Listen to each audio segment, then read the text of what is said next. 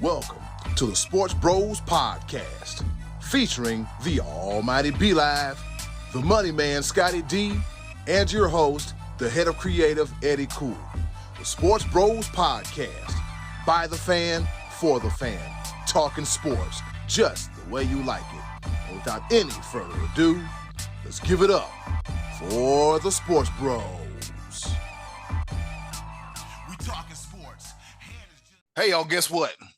We're back, and we know that y'all missed us. And the sentiment is same over here at the Sports Bros Podcast. I go by the name of Eddy Kool, the HOC here at the Sports Bros Podcast. And we are back just like Bad Breath in the Morning, and we are in the house like the curtains and the blinds. We missed y'all. We hope y'all had a happy and safe holiday. I got a brand new modem. That's why we didn't have an episode for the previous week. Shout out to B-Live for holding it down. And yeah, we're back here again at the Sports Bros Podcast. With that being said, not only do I have one, but I have two of the best co-hosts in the world. Introducing first, the almighty B-Live. What's happening? What's going on in the world today? Man, let's get active. Great day. It's been 3 weeks since we have met here, and it's been a long 2 weeks since we've even talked about anything when it comes to the sports world, and so much has happened. Let's go ahead. I ain't got nothing else to say. Just go ahead and introduce the other guy. Let's just dive into it, man. I missed you guys. Missed you too, man. Missed you too, man. And the other guy, he is the pride of Washington, Pennsylvania, out there on the workforce, doing his damn thing. But nevertheless, he is the one, the only, the money man, Scottie D. I said, hey, what's going on? It's been a while. Has anything been going on? Have we missed? Is there actually anything to talk about for the past 3 weeks? Anything at all? Let me see. We got a Canadian team in the Stanley Cup Finals. NBA Finals are set. Yeah. That kind of thing, you know. Justin. So a lot has happened. So let's talk college baseball. Yeah, college baseball. Kyrie Irving is being normal for the first time in his life. Yeah. I saw some of those NASCAR fighters were fighting, the NASCAR fighters. They were mad and cranky, and a dad got pushed, and then NASCAR fined a dude and then put the fight on social media. Which one? Yeah. Like which one do you want? You want him to fight? You don't want him. Since I've been on last, Tiger Woods played golf a couple days, I think. I mean, there's been crazy amount of stuff that's been going on. Some UFC. Some UFC. Deontay Wilder got knocked out. Speaking of UFC, we're recording on Monday morning. There was a scheduled UFC press conference in Dublin today to promote the Conor McGregor Michael Chandler fight coming up at the end of the month, and that got postponed. I will believe it when I see it. Conor McGregor versus Michael Chandler. I will not believe that fight is happening at the end of June until they have Conor McGregor, Michael Chandler in that cage with the door shut behind him. I'm just not believing this fight's going to happen. I just don't think it's going to happen. You couldn't make it at a press conference, and now you're expecting me to believe there's going to be a fight. I don't know. Anyway, there has been a few UFC fights to talk about lately, but yeah. Angel Martinez, he finally retired with his bad no calling. Hernandez, yes. Hernandez, yeah. Speaking of fights not happening or postponed, Mike Tyson with an ulcer. So that's postponed. So a lot has happened in the past couple of weeks. Yeah. What's funny about that is, for the first time ever, I think Jake Paul is actually like trying to be respectful, and Tyson's like, "Don't worry, I'll knock him out later." You know, wow. It's like Tyson's not having any of that respect thing here. Yeah, I feel like Mike Tyson's training more now than he's ever done this before this life for this fight. Jake Paul, I feel bad for you, bro. He trying to kill, bro. Yeah. And with that being said, let's go ahead and hop right into it. The top of the order. All right, let's get this thing started. Here it is, the top of the order.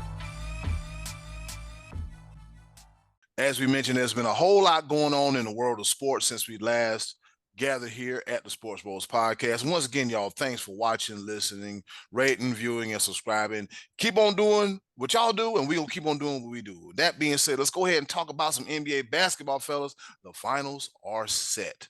So it's been 2 weeks since we got together, and a lot has happened in the world of the NBA postseason.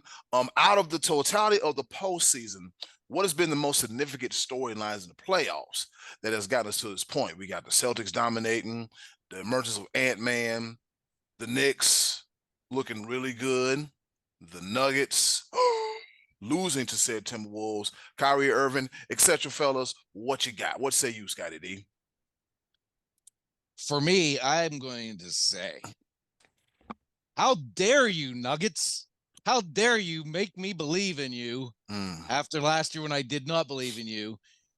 And then, and let me just go back a couple weeks ago before the show that I end up not being able to get to. I was already fired up about how the NBA playoffs were all blowouts. They were terrible. And then in a series of just a few days, they were all like good games, close games. They got exciting.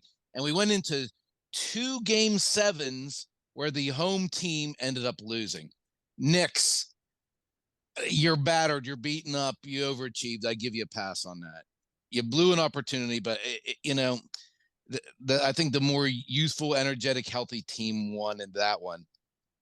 But Nuggets, man, I still believe when the Nuggets lost the first 2 games at home to Minnesota, I still was of the belief that Denver was going to come back and win the series. And then they won the next 3, and all they had to do was hold a 20-point third quarter lead at home in game 7 to go on to have what would have been a pretty good matchup, the Joker versus Luka. And then it's there for the taking, for the Nuggets to be a historic repeat team. And it didn't happen. You blew it at home. You got cute. You started playing bad offensively. You didn't box out on the defensive side. And that young, hungry Minnesota team made a believer out of me. I think they're going to be back. Not just as good as the Ant-Man was playing, but that team overall looked really good and just ran into a team who's playing better right now. Dallas is playing really good basketball right now. Although I will say in the first game, Luka hits a game-winning 3-pointer. He traveled. Okay. He took 2 steps and then an extra step backwards. He traveled. The game-winning 3 shouldn't have been a sweep. Anyway, they're playing good right now. Dallas is playing well. I have my affection for Kyrie Irving went away for years, and now it's back. I like Kyrie. I like the way he's playing. I like his mentality. He's box office again. He's playing great.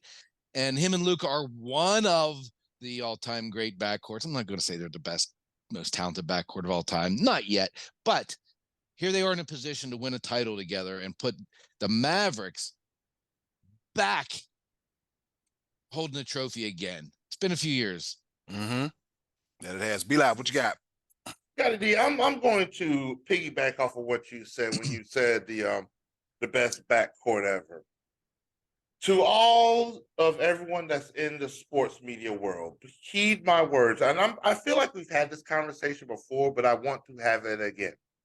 For the love of God, just because somebody has a couple weeks where they're red hot and they're just hitting everything, stop dubbing them as the best ever. Like, good Lord, can we at least let them win a trophy first? Ant-Man has been Michael Jordan for 3 months. Ain't won Navy championship. Like, come on, give people a chance. Even Michael Jordan didn't do that well until his like 8th, 9th year. So, I mean, come on. So I just want to put that out there. The most intriguing story to me, and I said this a long time ago because I didn't see it match up and make any sense. I said this a long time ago, and then I saw it, and I saw that it may actually work, but it ended up not working. When they made all of these extra moves and trades the Minnesota Timberwolves for Rudy Gobert. I have never seen 2 7-footers be that useless Oh, ever in the history of ever. Like Karl Anthony Towns touted himself as the best big man shooter ever. There you go with that ever word again. Garbage, garbaggio, trash, dumpster juice. Couldn't hit the broad side of a bar. How many different ways can you describe how badly he shot in that series against Dallas? Rudy Gobert is a walking liability, and how in the world did he win Defensive Player of the Year over Wembanyama? He was put in a spin cycle. Yes, of course, he's 7 foot. He's not supposed to be defending a guy on the perimeter. That is on the coach. Yeah. Yo, how many times are you going to put that man in a blender? Like he's at the top of the key and is getting, oh my Lord. I mean, there was like an N1 mixtape out there the way he was spinning. Oh man, I need them video editing skills of Shaq and the Fool. Like, yo, this man was out there on ice skates. I watched this series and I'm like, yo, Ant-Man Ant-Man is that dude. The NBA wants him to be the face of the league so bad. But I think at the end of the day, the NBA really just needs to go ahead and swallow their pride and eat crow, because it's a European player, whether it be the Joker or Luka. And right now it's Luka. Luka's that dude. Again, he has not won a championship yet. Like Jason Tatum and Jaylen Brown are sitting on the other side, like, yo, wait, hey, we still right here. We've been here for a minute. But the second thing I want to talk about real quick, I want to get you, Eddy Kool, I want to give you time.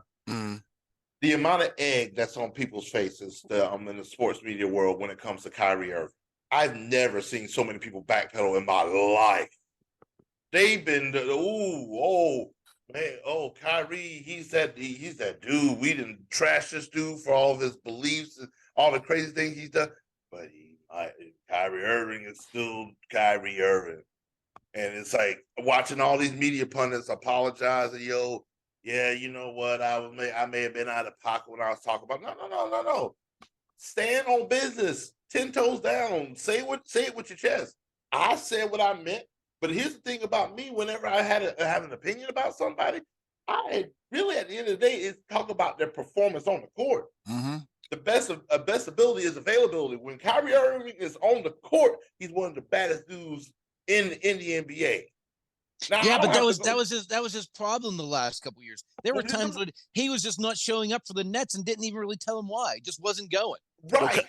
Well, Kyrie did mention he was going through some mental health things. Now, if I'm not mistaken, I think he was dealing with a death in the family or something like that. So he was, obviously distracted. But now we see like but this went on for years, though, Eddie. This was going on for years. He was a problem in Boston, and then he pretty much is the one that facilitated the whole KD to the Nets, and I'm going to join you. We're going to be a super team, and that just ended up being awful because he was a problem, and then he said some weird things, got himself into some trouble, and it was a lot. He was a lot, and right now he is a really good basketball player because it seems like that's where his focus is. And you might be right. I mean, he may have had some off the court distractions and stuff, but nonetheless, he was still getting paid to do that job that he wasn't doing.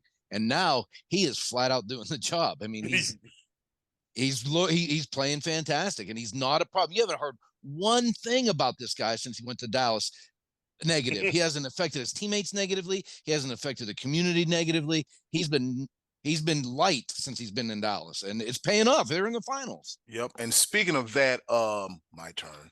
The reemergence of a undistracted, focused, motivated Kyrie Irving. We already know how he prior to him going through what he went through the last few years, there's a lot of things probably played in that situation as well too.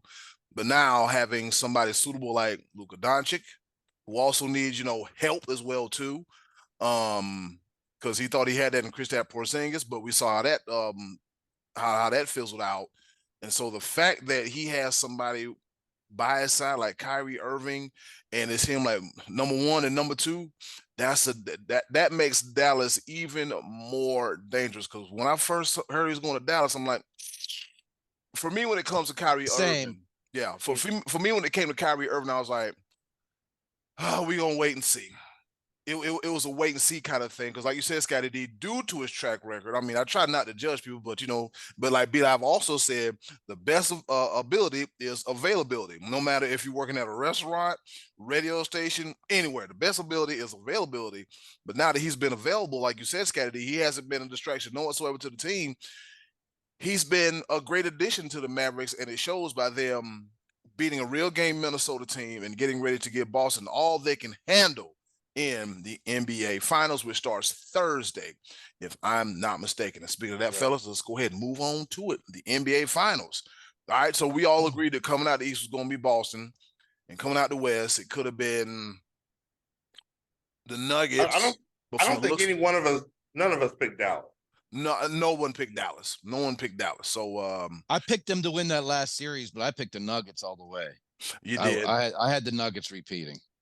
Yep. And so as far as that preview, man, what do we think about these NBA Finals, man? Because somebody's like, "Oh man, don't nobody want to watch this." I'm like, you must be crazy. You must be smoking dope. I'm like, this is must see TV, because you have two storylines.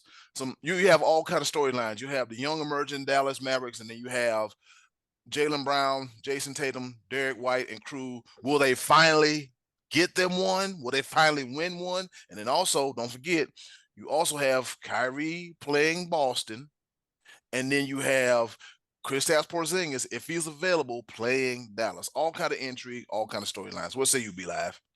Well, that was going to be the first thing. How loud will TD Garden be when Kyrie Irving comes when they call his name? Definitely obnoxious. Definitely obnoxious. Ridiculous. This is going to be Dominic Mysterio heat when it comes to when they call out Kyrie Irving. Man, oh man, this is. I'm going to say this because I just said it just a couple seconds ago. I wasn't going to apologize for things I said about Kyrie Irving. I'm going to apologize about one thing. I thought it was a bad move because I thought that Luka and Kyrie were both very ball-centric players, that they demanded the ball. There's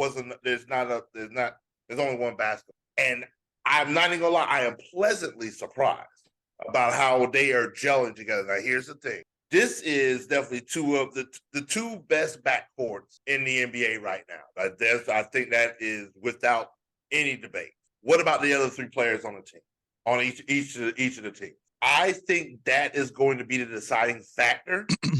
I think that is the storyline that I'm definitely going to be looking at. Because I think Luka and Kyrie going to drop 30 on them. Jaylen and Jason going to drop 25 to 30 on them. What about that third man? What about that fourth man? Is old man Al Horford still going to be able to do what he's been doing? It's crazy. Well, I would say yeah, if nobody guards him, which is what happened in the last series. Yeah. Yo, here's the big thing, and because I know this is going to be a narrative that I'm pretty sure they're already talking about it. This could easily be Boston's first actual test, because if there's anybody that had an easy road to the finals, it's been the Boston Celtics. Now, granted, they've also been the best team in the NBA all year, so they earned being at number one seed. But geez, everybody getting injured, best player during every series getting injured.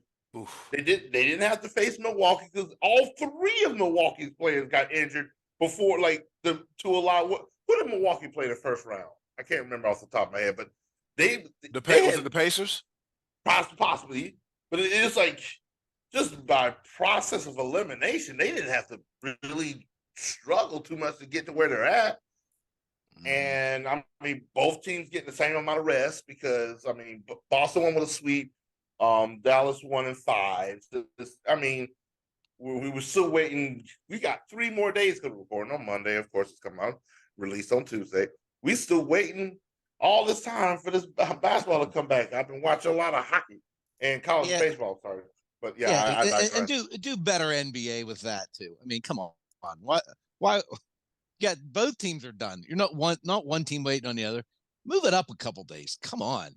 can't move the finals like that. Yes, All the you pomp, can. Yes, you all can. the pomp. That's just like moving the Super Bowl up. Like you set a specific amount of dates for all. It's not just the basketball game. It's all the accommodations that come around it. This series should have started on Sunday. Andy. It should have. It should have started on Sunday. Let's see. What sports were there to watch on Sunday? Some baseball and the Canadian. There are a lot of baseball. There's a game. Yeah, there was hockey. There was, I guess, I think it was a hockey game. Have you not watched any college baseball? I have watched none, other than the games I covered at the Division III level. I want to make sure that when Eddy Kool edits this and produces this, to get a look of his face when I mention college baseball, because I know I'm digressing, but you see the Paul. You see the Paul, and you see who's sitting at home right now. I say I digress. NBA Finals, man, what a storyline! Let me jump in here. I think this is gonna be. I think this is a great matchup for the NBA, just to have a fresh matchup. Going back to, we watched the Cavs and Warriors play 4 straight years from 2015 to 2018. Since then, we've had Raptors, Lakers, Bucks, Warriors, and Nuggets. And we're going to have a new champion here again this year. Going back to the 80s, since 1980, 11 different franchises have won the NBA Finals. Mm-hmm. 11. To have two different to have a new fresh match. Now I know each of these teams have won championships before, but this is a matchup we haven't had before in the finals. So I'm looking forward just to having a non-LeBron, so to speak, finals. And if the Celtics don't win it this year, when do they do it? Because like you said, they had the path to the East was non-resistant, and this is what would the Mavericks come in like as a 4 seed, 5 seed, whatever they are. Yep. Mm-hmm. You're not even getting like a dumb. I mean, I thought the Nuggets were a team good enough to repeat. They don't even have to face them. They're not even facing the defending champion with the MVP. That's out. They get a Dallas team who is trying to make their way, trying to become a solidified champion, and it's going to be tough. I've been going back and forth on who I'm picking in this. I think this is going to be so evenly matched. It could be a 6 or 7 game series, but coaching is going to be so important, because you can't do what Minnesota did and allow Luka Doncic to not play defense. Minnesota would basically send a shooter into the corner, which could be Al Horford, shooter into the corner, and Luka would basically stand halfway between that shooter and the paint and basically not play any defense. For a guy who's a shooter and needs his legs in the fourth quarter, make him run, make him play defense, make it tough on him. I mean, Luka he had basically a 5-game series where he's only really playing offense. I mean, you got to make it tough on the guy. Yep. Quick question, fellas, as I'm watching something on TV while we were recording. All right, so if you look at Jason Tatum and Luka, who needs this championship win the most between the two? And I kind of know the answer, but I want to hear it. I think Tatum does, because I think this is, like I said, this is their year, if not now, when. I think Luka still may have. I mean, both teams are young. I think there's a better chance. I don't know. I think Tatum needs it more, because I think Luka's already recognized more as a superstar, whereas Tatum himself, there's always been a lot more question marks about him and his postseason performance. And this is going to be Tatum's second crack at the finals, whereas it'll be Luka's first. Mm-hmm. I think personally Tatum needs it more. That's my thoughts. B-Live, what say you? I'm going to teeter on the side of Jason Tatum for one reason only, because Boston has been there. Boston's been around. Luka, essentially, this is his first year of actually having help. And so, therefore, Luka is going to, I think and this could be a lot of other people as well, nobody picked Dallas to be where they're at right now. Nobody. So this is almost a bonus. It's almost like playing with house money, because I didn't think this Luka and Kyrie pairing was going to be this successful. this early, that they would gel this quickly. So if it were to sort of like not happen in the finals, then man, it's okay because they'll just run it back. And the more they play together, the more they're gelling. Like I think this is a year too early for Dallas. That does not mean that I'm saying that they're not going to win it because they have the capability of doing so. Jason Tatum needs it because they've been here before. You got, and not even Jason Tatum, but also Jaylen Brown. You got two $300 million players on your team. Boston broke out the bank for these two players to do what? Win championships. Not just one. Well, you need one to win multiple, but you haven't gotten the one yet from these guys yet. So the pressure, I think, is not even just on Tatum, but also Jaylen Brown. Like, hey, this is it. More scrutiny on those guys for their paychecks for sure. Right. And so that's the reason why Boston needs it more. And not just Tatum, but Boston in general, because God forbid they lose this one. There's gonna be some loss of faith. There might be some shuffling and moving because they've been together and they've been here before. But yeah, Tatum, please at least have a decent series. Please don't fall apart. Just because they're gonna eviscerate you if you have any type of oh boy, yeah. Oof, yeah. It'll be ugly real quick, real fast, and then it hurts. Scottie, do you got anything you want to say before we biggity bounce up out of here? Well, let's I guess let's just make our pick who we're going with. I haven't decided yet, so I'll go last. Wonderful. You just No, you know what? I all along I have kind of felt like this is Boston's year. They've looked really good, but they haven't, like you said, they've really been challenged. And I like the way Dallas is playing. I think I'm going to take the Mavs. You're going to take the Mavs? I think I am. I'm not super convicted on it, but I think I got a 50-50 shot here. I'm taking the Mavs. Yeah, go ahead, Eddy Kool. I'm sorry. Man, let me see, man. You know, if Derek White get going, Drew Holiday get going, that's some other things. Then you got Jaylen Brown.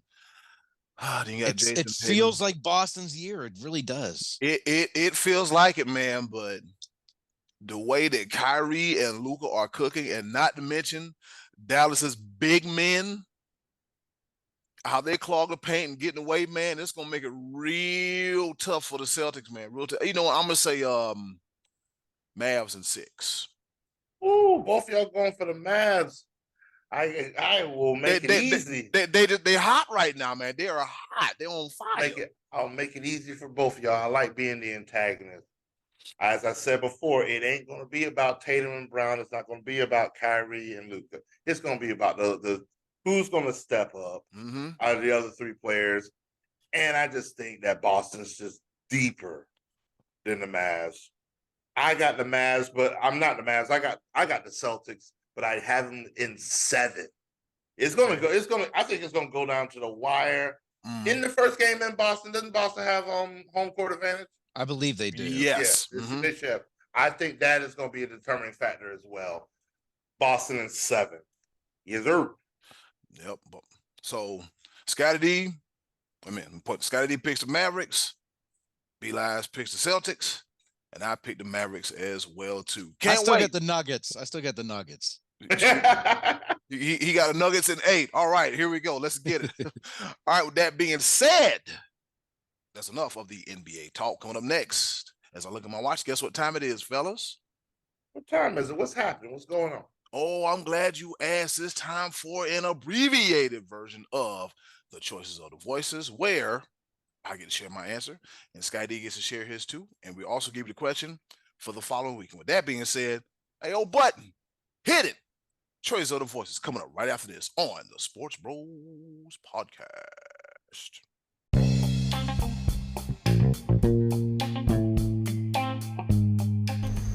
And now, our favorite part of the show, the Choices of the Voices. Once again, thank you to the wonderful Amber You're so lovely. Miss Button for introducing our favorite portion of the show, the choices of the voices. I hope when I go down next week, I get to meet Button and she gets to serve me some wings because nice. Yeah, because your boy needs a vacation, y'all. But that's neither here nor there. Scottie D, what was the topic for this past week's choices of the voices? I think the last time I put a question, I asked who is going to win the Super Bowl. No, he did not. Jesus Christ. I wasn't it. It was a long time ago, wasn't it? Before? It was a while back. And the Who's going to win the World Series? Cowboys. Who's going to win the World Series? Is that what I asked the last time I was on the air? No, Who's going to win the World Series? Even though the Yankees have the best record in baseball, still don't believe in them. Oh, they do. I didn't even realize that. Yeah, they do. I thought the Phillies did, but Yankees. The last I saw, the Yankees are half a game ahead of the Phillies. Oh, nice. Okay, cool. We'll take it. I know Aaron Judge has been just crushing the ball lately. Yeah. All right, so by the way, I saw Bryce Harper hit a home run the other night. Oh my goodness! I don't know if it's down yet. It is. It was in orbit. Anyway, so I think somewhere in North Carolina somewhere. But go ahead. Yeah, it's somewhere over the Carolinas at this point. Last time I think I asked to tell us about your first experience at a live pro or big time college sporting event. First baseball, football, hockey game, or even car race, if that's what was your pleasure. And if you didn't remember your first one, just one of your early fond memories of going to a live sporting event. And B-Live, I know you covered these a couple weeks ago whenever we were not around. So I think, Eddie, it's going to be you and I sharing, right? Yeah, it's going to be us sharing. And well, B-Live, why don't you recap what you told it, what yours was? Well, I was going to bring up in ninth grade when I went to see the Atlanta Braves play the Montreal Expos. Wow. It was annual NJRTC field trip to at the time it was still on Fulton County Stadium. But then I forgot that back when I was younger, I actually got to see the Chicago Bulls play the Atlanta Hawks. And the significance of that was Michael Jordan versus Dominique Wilkins. So that was, and I was 10 rows up behind on one of the baskets. So I had a limited view, but I was still that close to the court. I was only 10 rows up, and seeing the human highlight reel against Air Jordan, man, it was electric. I do not remember the final result. I'm pretty sure the Bulls won because it was back. I want to say this was definitely early 90s. Mm-hmm. During the Chicago's first three-peat. But yeah, it was electric. I mean, the excitement was in there. It was every bit of what you could imagine being Michael Jordan versus Dominique Wilkins. But yeah, that was my first ever major sporting event that I got to see live. So yeah, that was a good time. I'm sure Michael Jordan at that time was just an absolute buzz, just like we'd never seen before. Really, I mean, he was a superstar. I spent so much time in the ATL, and then we were just getting those tickets. I believe my mom, my sister, my niece. It was a group of us, and it was pretty cool to be able to be to see the Hawks versus the Bulls, man. It was And Dominique, a lot of people forget how electric he was back then at that time. Like he was looked at for a while almost like as Jordan's equal before Jordan started winning the titles. And Dominique was like the slam dunk champion before Jordan was, and then they obviously had the big head-to-head one in Chicago, but I mean, Dominique was a guy that, was pretty electric himself back then. Absolutely, man. That's really cool. Have y'all seen any recent pictures of Dominique Wilkins? Mm-mm. He looks great. He looks. It's shaped like he can get back on the basketball court right now if he wanted to. I don't know about all that, but I mean, the way the knees are set up, I'm just like, like when some players age, they're like, you look it. But Dominique Wilkins, I mean, it's there, but it's just, he's still holding it together. I'll say, he's still being good and holding it together. All right. Nice. So I'll go ahead and share my first experience. Be Live, you're gonna love this one because I'm mad you didn't go. My first ever pro game I ever went to was the Carolina Panthers versus the Atlanta Falcons at the Bank. It was back in Charlotte, I think back in 2011, and that was a very fun experience. I'm with our friends of the show, JR and Alan, Big Pun, a few of us went. Okay. Yep. And it was a very fun experience. And I got to see Julio Jones. And Julio Jones is like 9 feet tall. I'm not going to lie to you. Dude was huge and humongous. And I got to see him just catch a ball in the end zone, toe tapping in. And I'm like, oh, Julio Jones is for real. Like he's real deal Julio Jones. Got to see Cam Newton. That was great. And got to see a lot of Panthers, man. That was a real great experience. I'm like, yep. I have to go back. But little did I know, my second Carolina Panthers game was going to be the Monsoon on Mint Street. Yeah, the Monday Night Football game between the Colts and the Panthers that we went to Be Live all those many years ago. But yeah, my first experience was a Panthers game, and I love it. I got pictures from it.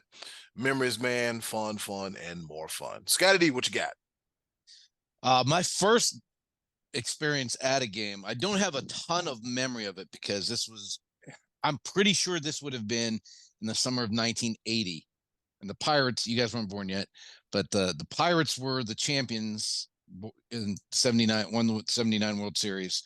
And I can remember going to Three River Stadium. I remember more like the excitement of it, like knowing this is going to be the first time I'd been to a live baseball game. And I collected the cards, and I remembered the 79 World Series. At that point, I was not yet 8 years old. So but my memory was fresh from the Pirates winning the World Series, which I don't have much memory of that at this point, just some vague moments. But I can remember they were playing the Mets and being up like in peanut heaven and, watching. Willie Stargell did not play that day, but I can remember in the ninth inning, the Pirates were losing, I think 3-1 or 3. I think it was something like it was a low scoring game. I can remember my mom and dad like holding my hands. We ran down to a lower level to watch the last inning from a better view. So that way, when the game ended, we could run and get out of there and beat the traffic. My dad was big on that when I was younger. And I remember Willie Stargell came up to pinch hit in the ninth inning and struck out, and the Pirates lost. But I remember the experience of like being at the stadium and how cool that was, just how big it felt, how incredible it seemed.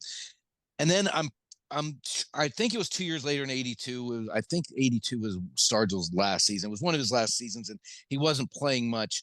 I believe they were playing the Phillies. Now I might be mixing these two games together because I went to a couple, but I remember Pete Rose playing for Philadelphia at that time and just getting booed every time he came to the plate. The Pittsburgh fans just let Pete Rose have it, as did most fans when Pete Rose traveled. But Stargell pinch hit in that game and hit a double off the left field wall. And I remember getting goosebumps because this was going to be one of his probably the last time I saw him, which it was. And I don't remember if that was his last season, but it was. If not, it was right. It was no. I mean, I don't remember what year. I know it was his last season. I don't remember if it was 82 or 83, but I remember that being his last year as a Pirate. So my two early memories of being at Three River Stadium were of Stargell striking out and then Stargell getting a double a couple years later, as I was just not even probably 10, 11 years old at that point. But those are the early ones. And, now I look back and I'm like, that Three River Stadium was just, not a great stadium. You hear these ballparks now and they're beautiful, the natural grass. And back then the trend in Cincinnati and Kansas City and Pittsburgh, Philadelphia were those movable stadiums. They could be football and baseball. They just slid the bleachers around those old cookie cutter artificial turf stadiums, and how awesome that was at the time. And now I look back like, man, that was nasty stadium. PNC Park's beautiful, but those are my early memories of sports. I remember what was it? I think it was Oakland that was famous that had the dirt on the field. Yeah. for they football. did, yeah. Jeez, I was like, no, let's like second base was at the 50-yard line or something. Crazy like that. Yeah. Line it up in I formation on the infield. Yeah. What that is true. Hell? Oh man, memories. Like the corner of this dome. All right, Scottie D, with that being said, what's on tap for next week? Well, this one's been on my mind for a couple weeks, and going back to the Knicks and Nuggets both playing their game sevens. And I just want to throw out some game seven memories. What game seven? It doesn't even have to be of basketball. It could be of any sport whatsoever. We got some hockey game sevens fresh in our minds. And with both the finals of both those sports coming up, we could see a couple game sevens coming up here. But yeah, it was those. That's going to be what we're going to talk about. The games, memorable game sevens in any sport. And that'll give us something to talk about, Eddy Kool. That'll give us something to talk about. I want my. I don't know where that came from. Don't know where in the hell that came from. With that being said, it's been another edition of Choice of the Voices. Coming up next, be live. Get the grabbing and get the turning. That pepper grind this time for you. Round the pepper. Coming at you right here on the Sports Bros Podcast.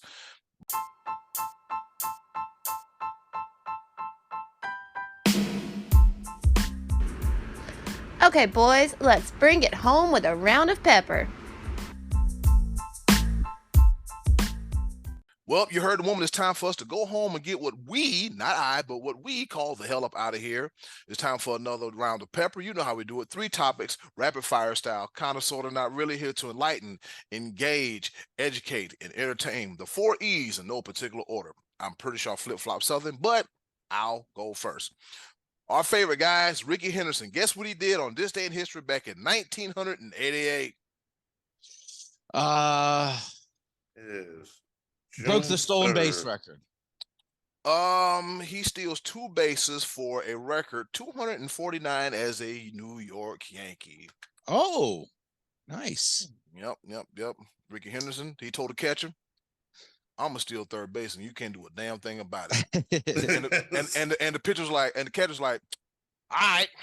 So in this day in history, Ricky Henderson swipes 2 bags to get the record at 249 as a New York Yankee. Over to you, Scottie D.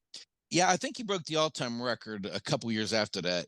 And for some reason, I feel like it was the same day as somebody threw a no-hitter, like maybe, I can't remember. But I do remember when he stole that and he held the base in the air and they gave him a microphone. And he said, Lou Brock was a great base stealer, but today I'm the greatest of all time. I remember that. Yeah. Wow. Very, very humble, Ricky. My man. All right. Did you guys happen to catch the recent Shaq podcast with Draymond Green? Okay. Did you guys get to see any of that? It was very interesting. For one, the Shaq and Draymond were making their cases of who would win the Shaq Kobe teams versus Draymond's Warriors team. That was a good one. But I did see a clip from that. Yeah. That was a very interesting conversation. You get a chance to watch it. It was pretty entertaining, especially Shaq's reaction to how Draymond was going to strategically guard Shaq and Kobe. That was that was very good. But here's where get ate the hell up. But go ahead. Here's where Draymond loses me and probably loses a good amount of people. He talks about this was on the conversation of Jamal Murray throwing the heat pack on the floor and getting fined $100,000, but not getting suspended. And Draymond says that he thinks that the NBA is not set up for us to be wealthy when we're done playing, which is remarkable considering millions of dollars go into his pocket every year. But he was really annoyed by the fines. He says it took his mom 4 years to make $100,000. 4 years to make $100,000, and he doesn't think it's fair that they get fined this kind of money. He said, if a referee doesn't like what I said, I'll lose $5,000 in one night. So there you have it, Draymond. Don't do that. And you will be financially set up, because I know I could live comfortably on $100,000 for several years, couple years. Not buying Ferraris and Armani suits, but I could survive. I could eat and pay some bills on $100,000 for a couple years, 2 or 3 years anyway. So don't go out and get yourself fined. Don't do that.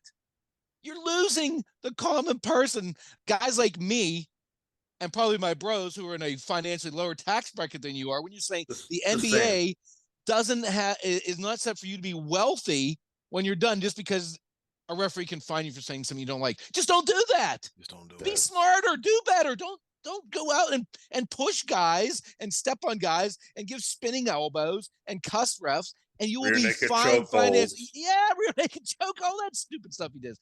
Draymond, you lost me. Be live, over to you. Insert foot into mouth, J-Ron. Go ahead, B-Line. As he sits with a 4-year, $100 million contract. But he won't be wealthy when he's done. I mean, apparently he's going to tear through hundreds of thousands worth of fines and tennis shoes. Jesus, right. Yeah, all right. I'm cool, boy. You took me to a place there, Scottie D. Almost started cussing. I feel my inner Draymond Green coming up right now. If I see him on the street. With that being said, well, I'm gonna take it to WWE real quick because WWE touted this one guy as the up and coming next big thing in WWE. He was a former Olympic gold medalist and got all the hype and like he's gonna be the next big thing. And then 2 years later, after not doing a thing with them, they released him, and therefore he's out in the open market when it comes to professional wrestling, or come to think about it, professional football, which he's never played before, but he just signed a rookie contract with the Buffalo Bills. And I'm talking about Gable Steveson. He is your newest member of the Buffalo Bills, signing a 3-year rookie contract. And I believe they have him playing defensive line, or is it line? Was it? It may be linebacker. Yeah. No, it says expected to play defensive line, something he hasn't done before during his athletic career. He stands at 6'1", 275 pounds. That is the smallest defensive lineman. Well, no, that's around about that size. But Buffalo Bills, he's an Olympic gold medalist in wrestling. So maybe that will translate over to. Usually, people transfer from football to wrestling, but this will be the first somebody goes from wrestling to football. Gable Steveson, let's see how it works out for you. Good luck to you at the Buffalo Bills. Eddy Kool, the ball.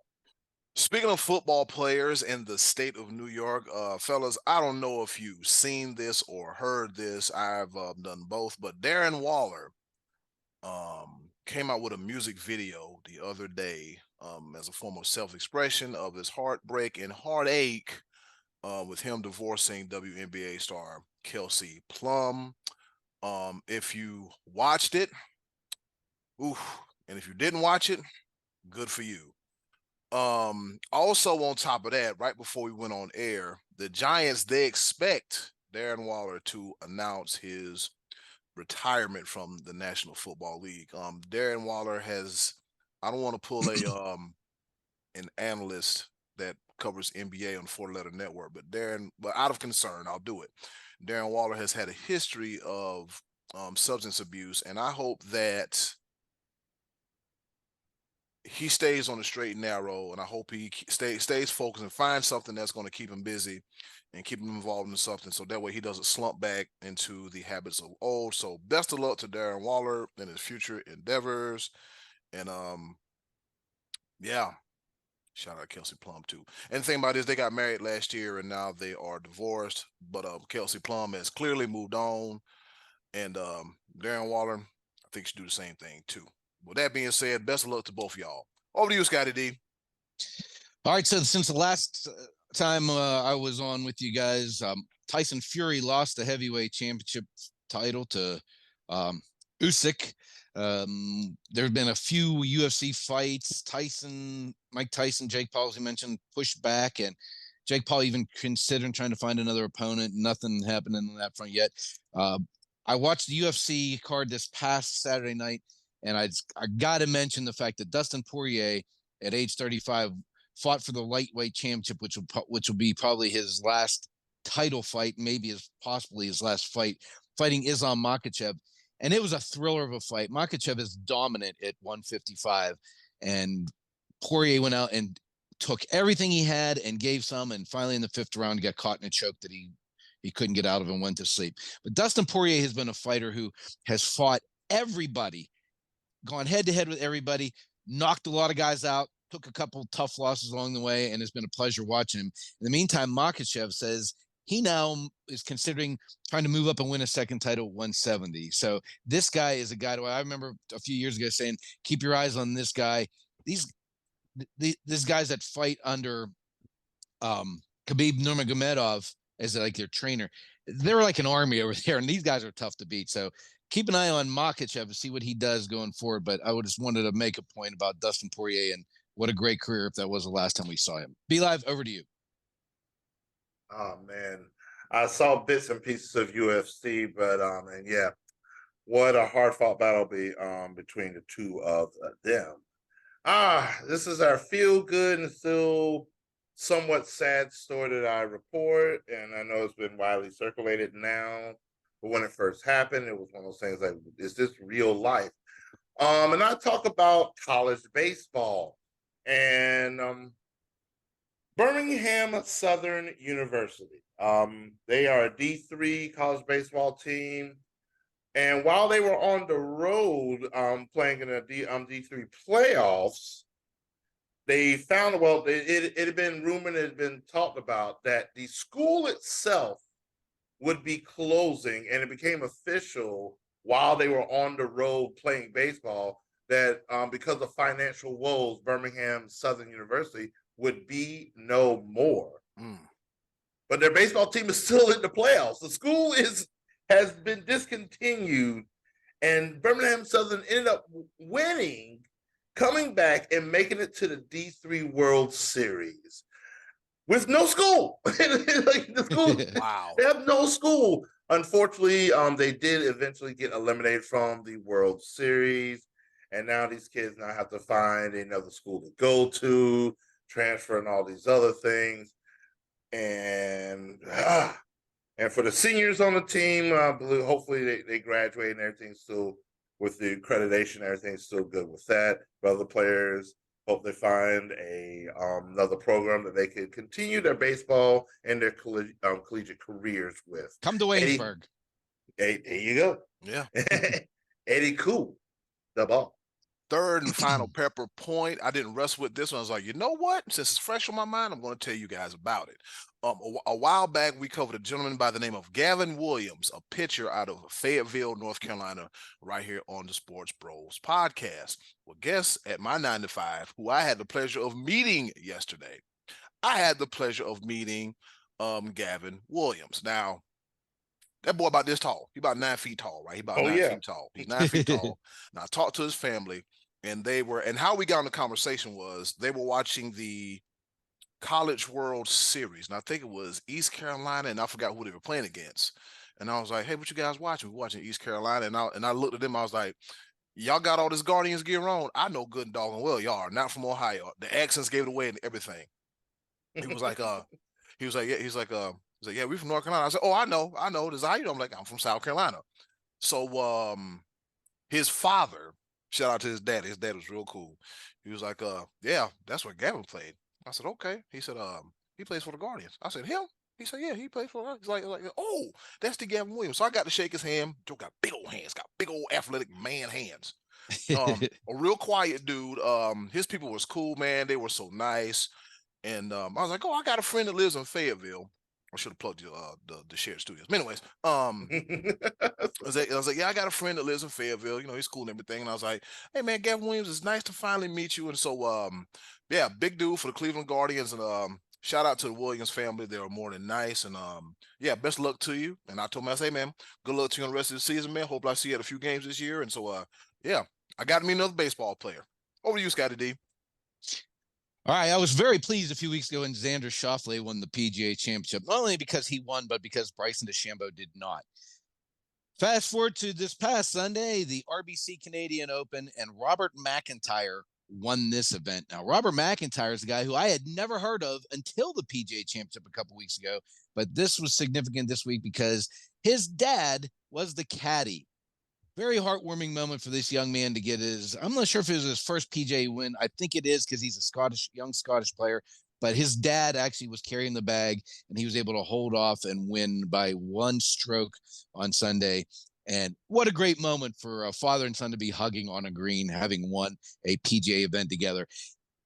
I played with my dad last week and shot over 100. So I feel like I came up a little bit short. I would love to have won a PGA event for my dad. But I did rebound at Bell Vernon and shot a 94 on Tuesday last week. So my games get a little bit better, but I'm far from winning any PGA tournaments. But congratulations, Robert McIntyre and the old man. Be Live, over to you. 94 is not bad, bro. Trust and believe. Golf is not easy, ladies. No. Oh, To go yeah, from and- 194, that's a big damn deal, Scottie. I had a much better day. Yeah. Good. My third and final pepper. Before I go into my third and final pepper point, when it comes to Gavin Williams, he graduated from Cape Fear High School here in Fayetteville, and also attended ECU before he made his way your way up to Cleveland. And you better plug the Chair Studios next time. But yes, Gavin Williams is that boy 9 feet tall. I swear he is. I was like, hey. Gavin, he's that dude here in Fayetteville. Trust when he got drafted and when he got picked up and everything, that was the story here in Fayetteville. My third and final pepper point, however, though, is something that's near and dear to my heart, and I don't appreciate it. I don't like it at all. And Scottie D will definitely attest to why I didn't like this at all. They took wings off the buffet. See, that's I cuss for real. Now, what Scottie D? What do you think would be near and dear to my heart since you pick on me so much about it? It ain't Beer. food. You got it. Beer. So Michael Finley, the vice president of the Dallas Mavericks, can kiss my natural ass. What? Yo, Luka is that dude. That he been balling.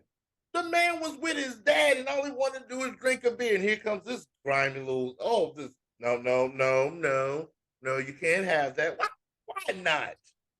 The last time I checked, Luka is grown. He been grown. He been playing grown man ball for so long. Let that man have a beer. I said, watch this. I said, if this ninja, I ain't gonna take the man's with his dad, just ain't even bothering nobody, stepping on his beer. He come grabbing it. And Lucas was like, I don't see the problem. Whatever. That was my Luka accent right there. I don't have it. But man, Michael Finney, if you don't take all the seats, that man can have a beer. The next game ain't for 6 days. I guarantee you he's going to recover. It's going to be all right. Don't do it no more. Do better. Let that man have a beer. Yeah. And they say, and it's no secret, they say Luka Doncic love having like a nice cold 6-pack after the game, and I'm pretty sure that beer was extra good. Yeah. Win the Western Conference Final and win the West Conference MVP. Michael Finley, stop.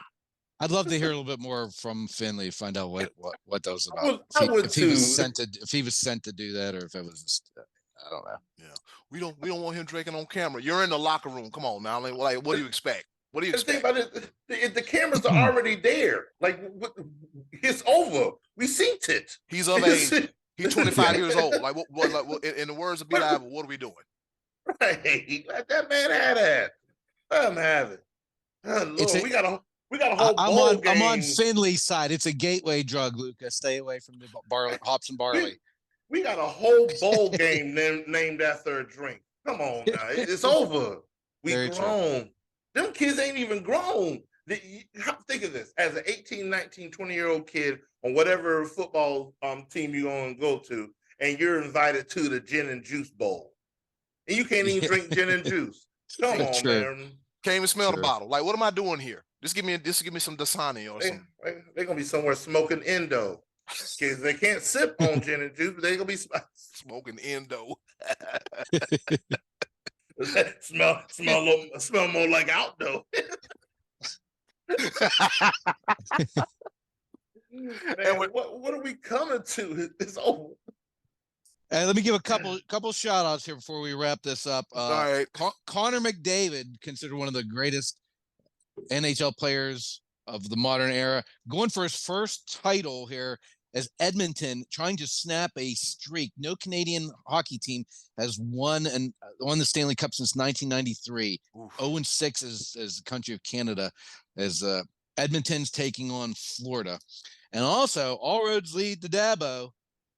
You see, Clemson eliminates Coastal Carolina, and Gary Gilmore walks off into the sunset after 29 years as the Coastal head coach. Unhappy about some things. He didn't like. He was heated.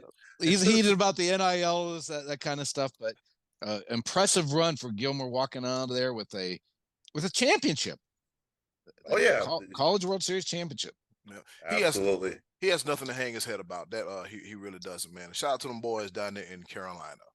I was definitely torn. You know what I'm saying? Because I mean Clemson through and through, but I did go to Coastal, and yeah, I was definitely rooting for them when they won the World Series and everything. But I'm sorry, I gotta go for the orange. It is what it is, man. And did y'all see the hidden ball trick?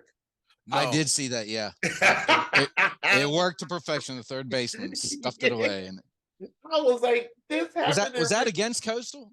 Yes, it was. That was in that game. Okay, it was a pivotal moment because Coastal had runners on second and third at the time, and they only had one out. I think they were down by. I think at the time they were down by 2 or 3 runs, but have second and third with one out as opposed to second with 2 outs. It completely changed the momentum of the game. Do not leave the base until the pitcher steps on the rubber. It's easy and it doesn't happen. Just follow that basic fundamental rule. Fundamental baseball. And speaking of baseball, one more shout out. Josh Gibson had a great week last week. Yes, he did. Yes, he did. Yes, he did. Oh, and I just enjoy how many people are hating on this. Like, come on, bro. It is clearly evident that the Negro Leagues produce exceptional players. And just come on, man. Why are people mad about this? Like, I don't understand. It does not denigrate any of the MLB players that were sitting atop. Ty Cobb is still going to be Ty Cobb. Regardless. Now we're going to recognize Josh Gibson for being one of the greatest baseball players of all time. Can we please there's way more things to be mad about.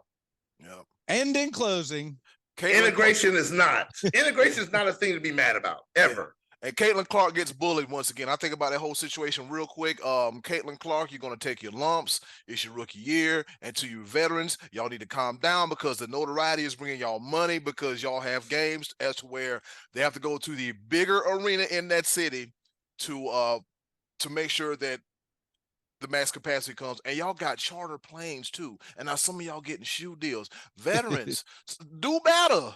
I mean, don't go easy on it. Don't be knocking in the face and all that, but do better because now you're bringing much wanted attention to the league. And then closing, do something nice for yourself. And if you can do something nice for someone else, they'll greatly appreciate it now more than ever. Be a blessing, not a burden. This is the Sports Bros Podcast. Fellas, I got to go, and happy Men's Mental Health Month. Don't forget to tune into the Wellness Check Wednesday podcast. See you next week. Be live. Take us home. The next time you'll see me or hear me, I'll be a year older. Yes, sir. Happy early birthday to the almighty Be Live. Love y'all. Take care. It's great to be back, and see y'all next week. And as always, thanks for listening, watching, and subscribing to the Sports Bros Podcast. We out. Hey, it's Eddy Kool here from the Sports Bros Podcast. Thank you for listening, and as always, continue to follow us on all of our social media platforms. Just click the link in the description box and keep up with the Sports Bros Podcast. And once again, thanks for listening.